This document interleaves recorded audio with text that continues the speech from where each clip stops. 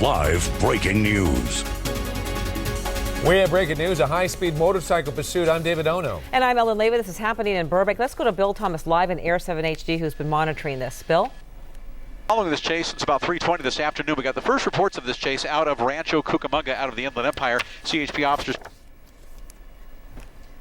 driving really fast, have a very dramatic, painful, maybe even a fatal end, riding speeds at times up to 90, 100 miles per hour. That's not what these freeways are designed for. The initial call, we're not sure why they're chasing this guy, but at this point we can feel safe to say it's failure to yield. Clearly reckless driving. We'll keep our helicopter over the chase for the afternoon. Live from Air 7 HD, I'm Bill Thomas, ABC 7 Eyewitness News. Thank you, Bill. Right now we have CHP Officer Gomez on the phone to tell us some more information. Officer, are you there?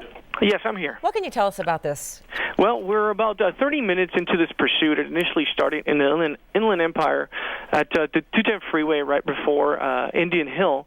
And the initial want for the vehicle, the initial reason for the stop, or the attempted stop, I should say, was for speeding. Now, the officers were behind the vehicle, and rather than slowing down, that motorcycle rider sped up, has been traveling on the 210 freeway essentially the entire time, the entire 30 minutes of this chase, in and out of the carpool lane and that number one lane at speeds of up to 85 miles an hour. He's been quite erratic throughout this time. Something that is of great concern for the moment is the fact that he's been punching vehicle mirrors as he rides by them, which can be very dangerous, not just for him, but also for the motoring public. Yes, we're running some video right now of when we witnessed him doing that really bizarre behavior. There he goes. He hits that truck mirror right there as he goes by. I think he broke his watch, too, because he seems to be trying to shake his watch off of his wrist. And there he goes. He does it again. What could this mean, and how do you guys adjust to this bizarre behavior? Well, it's definitely something that has us concerned. The erratic behavior, along with the erratic riding and the failure to yield, has us concerned, as we would be concerned with any other pursuit. But because this is a motorcycle, we have to use different tactics. And our main concern is the motoring public safety, followed by officer safety, and obviously the rider's safety. As most of us know, motorcycles are inherently dangerous.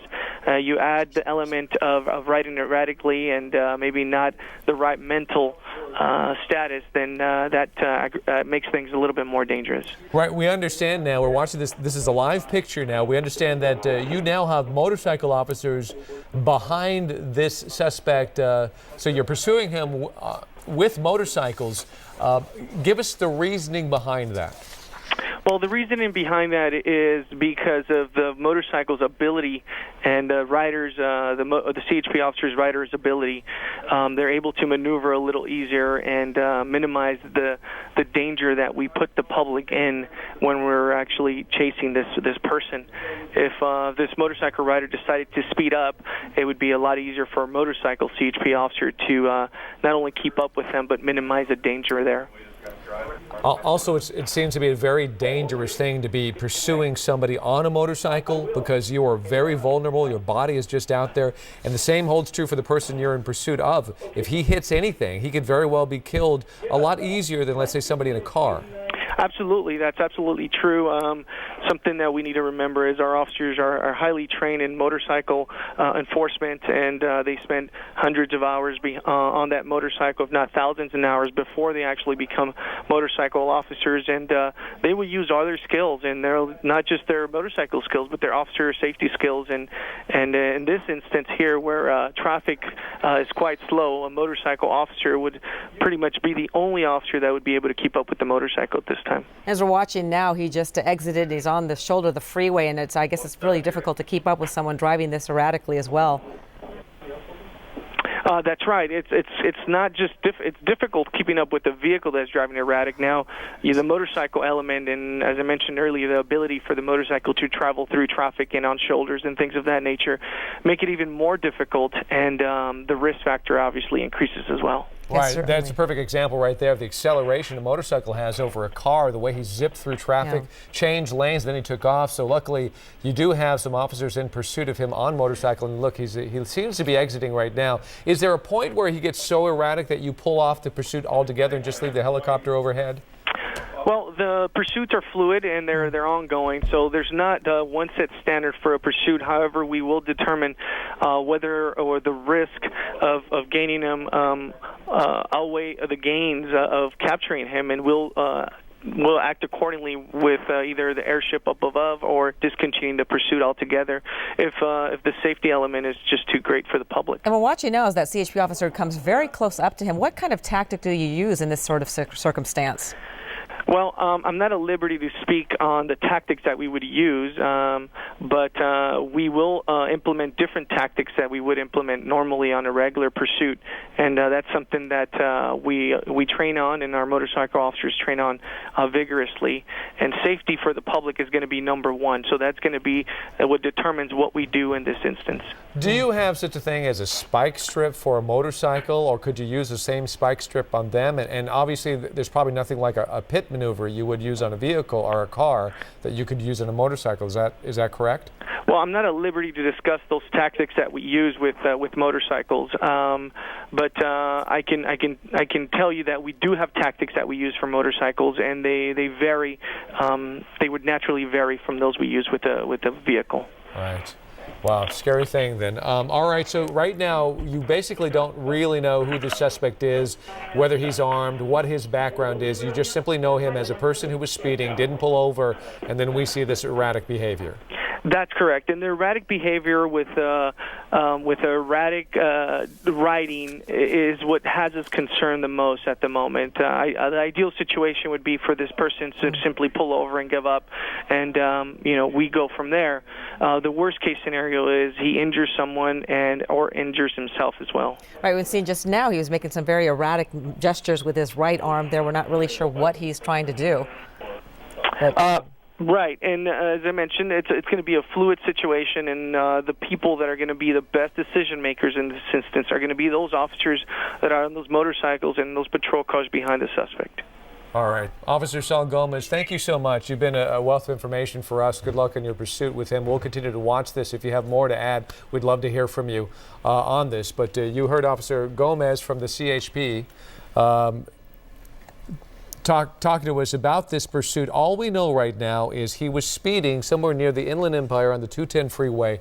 He did not pull over, obviously. He sped up instead, and since then we have been witnessing some very erratic behavior. He has two officers, CHP officers, in pursuit of him, as well as other vehicles as well. But they were able to move up some motorcycle officers to get behind him, because quite simply, it's almost impossible for a car to keep up with a motorcycle. Also coming up on some traffic, and we have Bill Thomas live in Air 7HG who's been following this. And what is he doing now? What sort of gestures is he making with his left arm now? Well, he may have a broken hand. We saw him a while ago actually punching those car mirrors off of vehicles on the 210 and then later onto the 134. I saw him throw his gloves off when he was on the 210 westbound at Lake Avenue in Pasadena, and it looked like his hands may have been swollen. Right now we're on the Hollywood Freeway in the San Fernando Valley, 170 northbound, Roscoe Boulevard. He's doing everything he can to get around that traffic. This is where it gets real heavy at Roscoe. That's because it's where the 170 actually terminates and pushes you onto Interstate 5 into the San Fernando Valley. Let's say something about that motorcycle he's on that appears to be what's called a Honda CBR 1000. That's a very small motorcycle and extremely powerful motorcycle. Speeds have been estimated at nearing 100 miles per hour. He's in the carpool lane right now, clearly slowing down quite a bit to get around all that traffic, but this is brutally dangerous. There's really only two ways for law enforcement to stay on top of this guy. Very dangerous now in the construction zone, in the dirt. That's extremely difficult to do, especially at those speeds without perfect tires and expert riding. I've ridden in the dirt. It's very tough on a dirt bike, but boy, a street bike, this showing some really good ridership. He is going much slower right now. Most likely those CHP motorcycle officers, they're on his tail as well. They'll be right behind him, taking it slow as well. They want to stay as safe as they can, but I think he'll come out of the construction zone. Let's open up just a bit here and see if the construction zone will put him back onto the freeway. Looks like he's coming up to a freeway that's still under construction. Okay. Rolling over on the ground. He may be injured. He may be exhausted. I told you earlier he may have a broken hand, and that's what it looks like. When he was punching those mirrors at the speeds he was going, and he appeared very angry and agitated. Open up just just a bit here as you see CHP officers. They've got their guns out. The motorcycle officers came in. Guns are drawn. They're going to approach him very, very cautiously. Now, this has been going on since about 3:20. It's been going on for quite a while, and the guy simply just gave up. He appears exhausted. He may be injured. They're trying to tell him, get down. He's not complying, and that's why you saw officers pushing him down. One officer with his gun still out, the other one holstering his weapon, putting his hand into cuffs in just a bit. And this may be very painful as well if, as we thought earlier, he may have a broken hand. They're going to frisk him, make sure he hasn't got any weapons. Looks like he's resisting a bit, but hands behind his back. He is in cuffs. Fortunately, this thing is over. This all began right around 3:20 out of Rancho Cucamonga. CHP officers telling us they were chasing a guy on a motorcycle simply for speeding. He didn't want to stop, so that counts for failure to yield. We've noticed a great deal of reckless driving. This may also turn into a hit-and-run suspect. He was actually hitting other cars with his fists on the freeway. Nobody was hurt, I understand, on the freeway. I didn't see anybody pulling over, just some property damage. Rolling him over now, and fortunately this has come to an end in the north end of the San Fernando Valley, adjacent to the 5 and the 170, where there's a major construction project going on right now. He may have tried to outrun CHP officers getting into that construction zone and just simply rolled the bike over, got off, and gave up. Fortunately, suspect in custody, and this is all wrapped up. They are saying it's code 4 right now, and the suspect is in custody. We're live this afternoon in Air 7 HD over the San Fernando Valley. Bill Thomas reporting, ABC 7 Eyewitness News. Look at that CHP officer is actually consoling that rider right now, talking to him, consoling him, letting him know everything's going to be all right. He's in custody. The chase is over. Business is done, and we'll keep the helicopter overhead for the next several minutes. Well, we're lucky it did not end tragically like it certainly could have, especially with a rider on a motorcycle. So good work there, and this is over. We'll try to get some follow-up information for you and bring you an update. Thank you, Bill. And other